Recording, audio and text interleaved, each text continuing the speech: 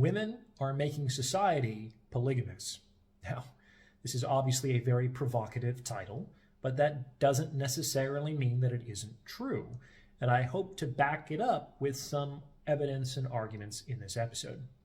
I will say at the outset that I don't think this movement is intentional.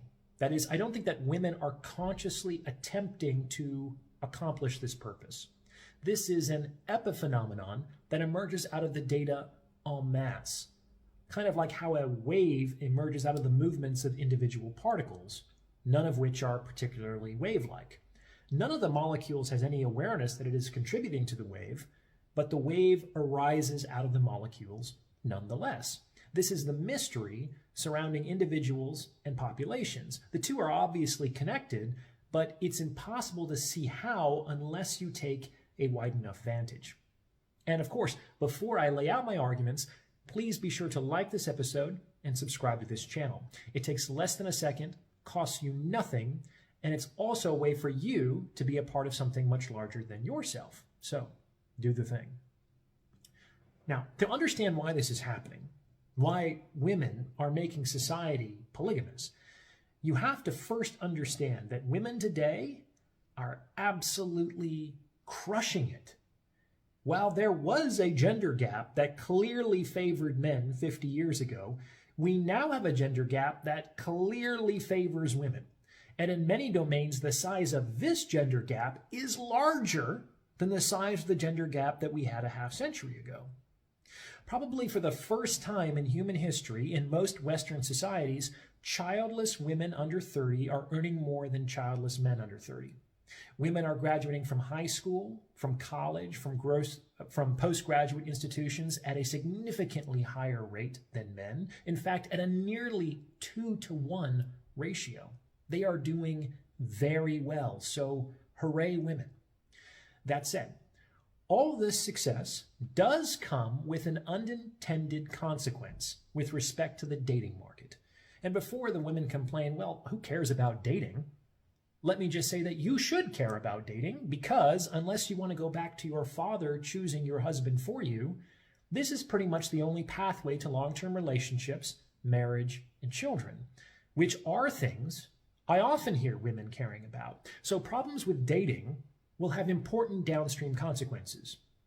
So what is the unintended consequence? In order to understand it, you first have to appreciate that women tend to date hypergamously. For those of you who have never heard this term before, hypergamy is the tendency to date across and up status hierarchies. To put it simply, women want a man who is at least as good as her, if not better. And better, of course, is how women choose to define it, because it's for the cat to decide which milk is good. However, with respect to some very obvious metrics, women tend to marry men who are older, taller, stronger, higher status, and higher earning. And here's the rub.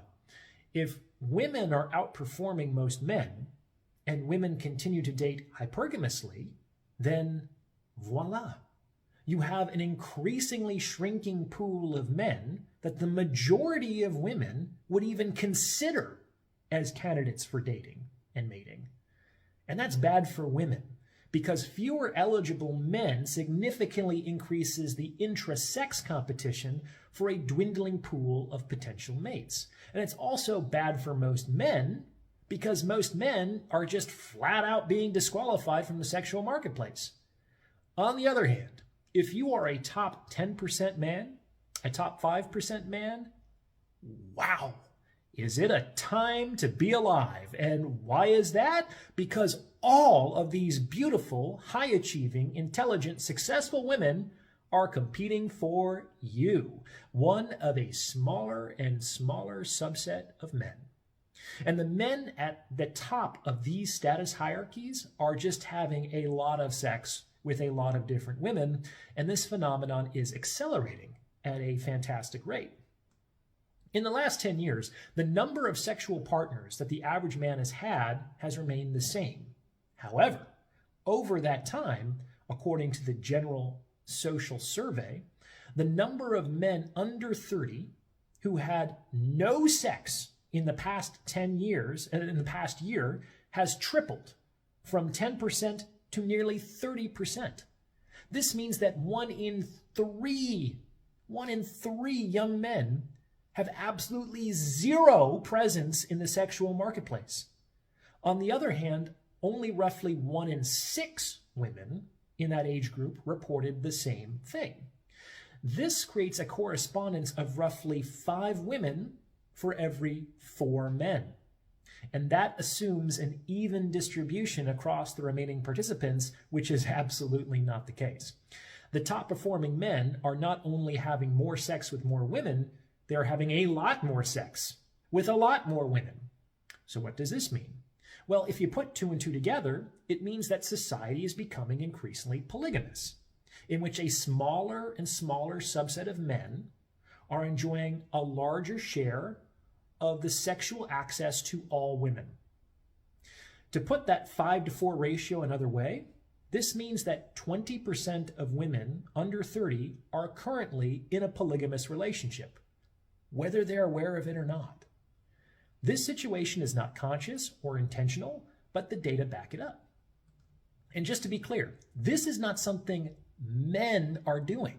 This is not something that men are forcing on women. Why? Well, in the first place, you have to remember that more men are getting less sex than they had 10 years ago. So if this is a conspiracy on the part of men, they're doing a really bad job of it. And in the second place, women are gatekeepers of sex. These women are not having sex with a smaller subset of men against their will. It's the women who are functionally voting with their feet that it's either these men or no men at all for me, thanks. And what's the likelihood that any one of these top men who now have historically unprecedented sexual access to women, what's the likelihood that one of these top men is going to exclusively commit to any one of these women?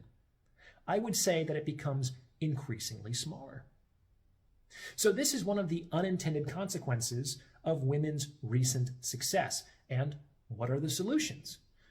Well, we know that there are several bad or unlikely ones, including reactionary social movements that relegate women to traditional gender roles, or asking women to date and mate with men who are less desirable to them. I mean, neither of those things is going to happen.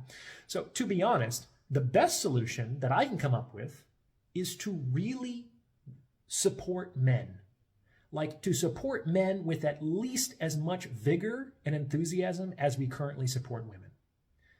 So that the pool of desirable men continues to grow rather than shrink for many years to come. You can be the judge of how likely that will be anytime soon.